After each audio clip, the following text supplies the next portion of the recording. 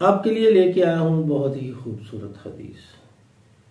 इसके रावी हैं हजरत इब्ने उमर रज़ी अल्लाह ताला अन्हु।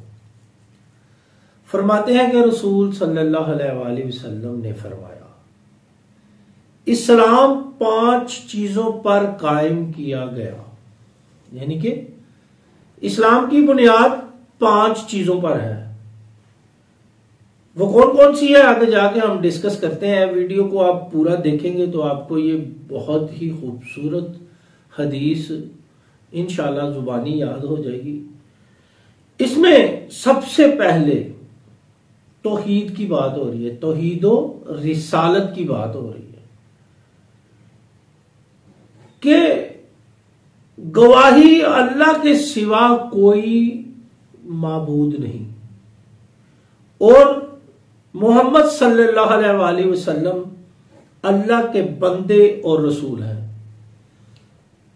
यह गवाही देना कि अल्लाह के सिवा कोई माबूद नहीं, वो वहदहू ला शरीक है, उसका कोई शरीक नहीं, ना उसको किसी ने जना, ना वो किसी से जना गया, ना उसको किसी ने पैदा किया, ना उसने किसी को पैदा किया, और उसका कोई हमसर नहीं। वो अपने नामों में, अपने कामों में वाहिद है, यकता है, हर चीज का अकेला मालिक है। और मोहम्मद सल्लल्लाहु अलैहि वसल्लम इसके प्यारे बंदे और रसूल हैं। जब हम ये गवाही दे चुके हैं तो इसके बाद के नमाज कायम करना, नमाज दिन में 5 मरतबा हम पर फर्ज की गई। दिन में 5 मरतबा नमाज हम पर फर्ज है और सरकार ने फरमाया नमाज मोमिन की मिराज है।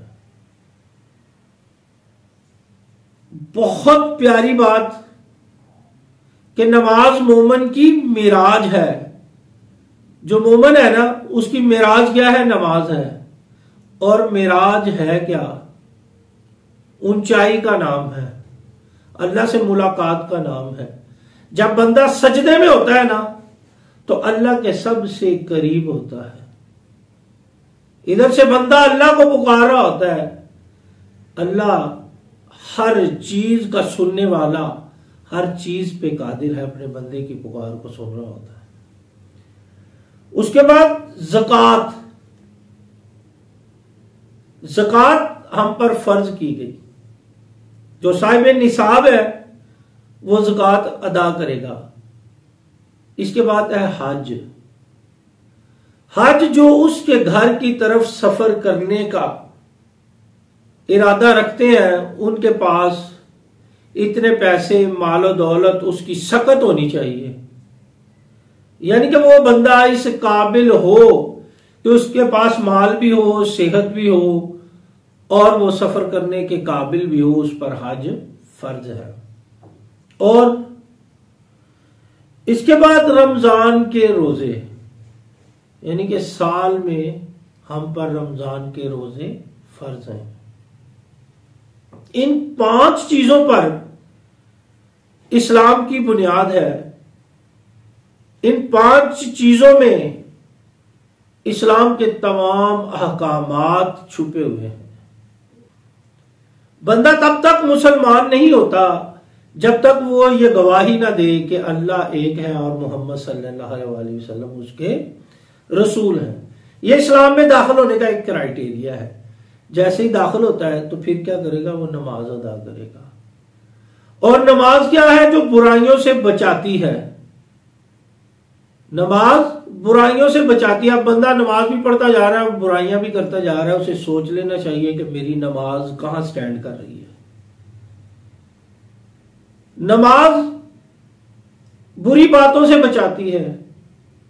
नमाज इंसान को गुनाहों से रोकती है। जो ही बंदा नमाज पढ़ता है तो उसके गुनाह झड़ने शुरू हो जाते हैं, उसके गुनाह खत्म होना शुरू हो जाते हैं। इसी तरह ज़कात है, आपके माल को साफ करती है। जो बंदा मुतवातर ज़कात देता है, जो साहिब निसाब है, उसके माल में कभी घाटा नहीं होगा। अल्लाह की राह पे वो जितना खर्च करेगा अल्लाह उसको दुगना तिगना 7 गुना तक देगा, और उसकी रहमत बहुत बड़ी है, उससे भी ज्यादा देगा।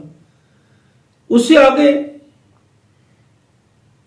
हज है, बैतुल्लाह का हज करना। हम तरस जाते हैं सारी जिंदगी कि अल्लाह हमें वो अपना घर दिखा दे, वो खाना काबा दिखा दे, वो जहां तेरी रहमतें दिन रात बरसती हैं मालिक, वो शहर दिखा दे। क्योंकि ये शहर मक्का की बात है, तो शहर मक्का की अल्लाह ने कुरान में कसम खाई है। क्या महबूबा तेरे शहर की कसम है, और उस शहर, जिस शहर की रब कसमें खाए, उसको देखने का किसका दिल नहीं करेगा। फिर मदीना शरीफ, आशिक कहते हैं कि काबे का काबा। क्या शायर ने क्या खूब कहा है कि मैं सजदा करूं या कि दिल को संभालूं, कि काबे का काबा मेरे सामने है।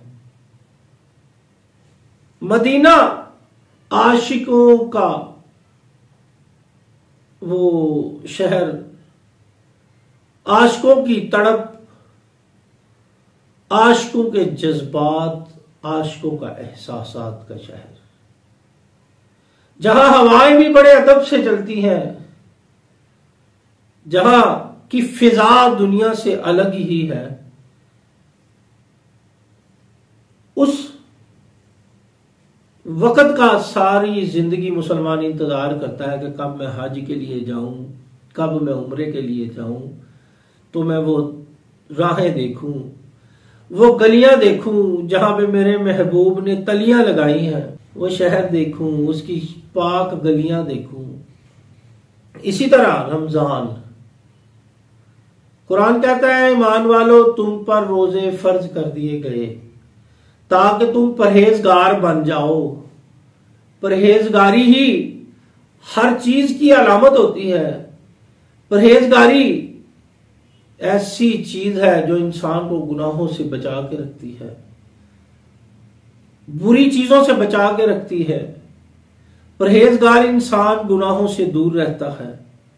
अल्लाह ताला ने हमें कितना ही खूबसूरत महीना अता फरमाया जिसमें शयातीन को जकड़ दिया जाता है और इंसान के लिए इबादत के दर्जात को बुलंद कर दिया जाता है।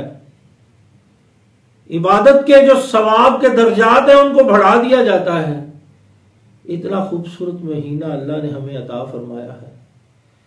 ये 5 चीजें हैं जिस पर इस्लाम की बुनियाद है।